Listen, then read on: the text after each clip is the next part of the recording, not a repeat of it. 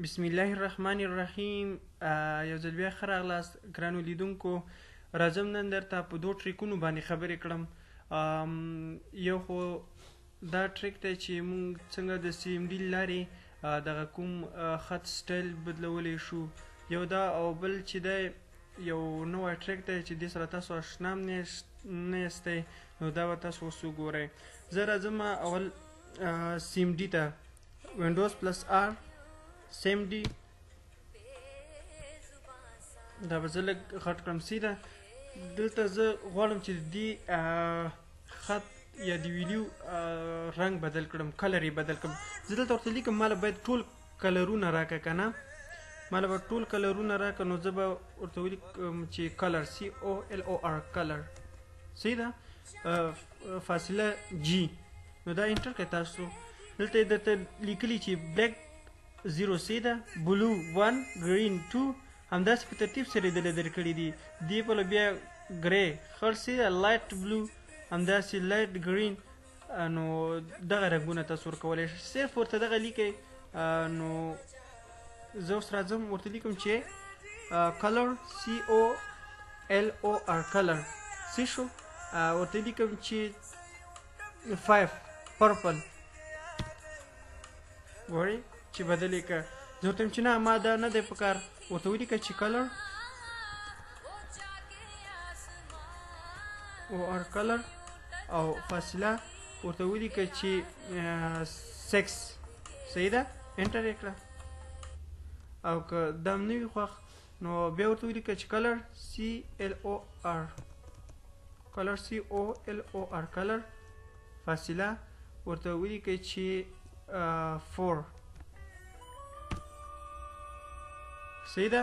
که غواړئ چې خپل حالت لرې راولئ نو بیا ورته ولیکئ چې COLOR کلر، فاصله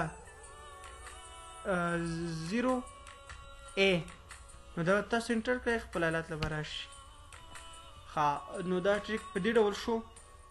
راځم بل ټریک، هغه په دې ډول دی چې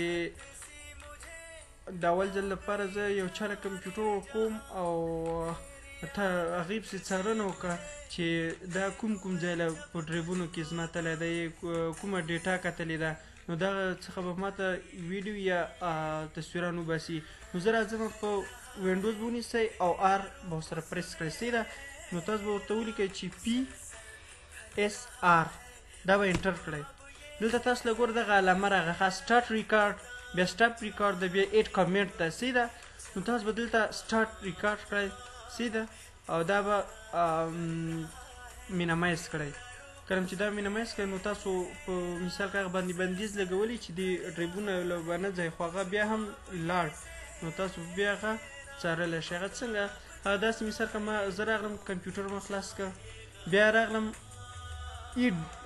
ډیسک مې خلاص کړ، سیده، بیا دلته راغلم مثال که دا پښتو شعرونه، نو دا ګورئ تاسو مثال که دغه ما خلاص کړ. نو زه راځم د دې ټولو ریکارډ مې ماته کړي. ښه، د دې نه پس راغلم بیا دې سپیسي له، بیا اف ډرایو له راغلم. په اف کې مثال که ما دغه MCC ده، دغه فولډر له راغلم. نو دا چې زه کټ کړم، ګوره که تاسو ګورئ دلته علامې ورکړي دي، ګورئ دلته یو تصویر وځي. زه به راشم دلته د ریکارډ له، او دا به زه سټاپ ریکارډ کړم، صحیح شو. ګوره تاسو په دې لیست کې تاسو اوس کاته شئ چې د به خو ما بندیز لګوله، ګوره ښه، نو دا ټول تاسو سره ریکارډ شو، سیف کولی هم شئ.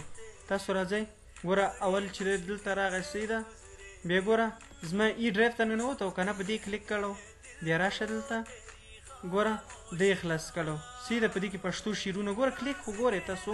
نو بیا راشئ لاندې، د یې کتلي، سیده، بیا چې وته په همدې طریقه وته، ګورئ تاسو دا ټولې نښې علامې درکړي دي. بیا راځئ،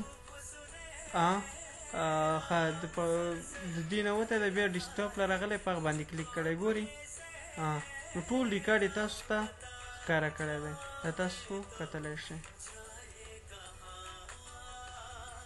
ګورئ. نو دا دوه په زړه پورې ټریکونه که غواړئ چې نور ټریکونه در سره شریک کړم نو پلیز لاړ شئ زما یوټیوب چینل له او زما یوټیوب چینل سبسکرایب کړئ او که دا ویډیوګانې خوښې شوې نو تاسو دا نورو سره شیر کړئ. نو له تاسو نه ډیره مننه. د بیا لیدو په هیله له تاسو څخه ډیره مننه.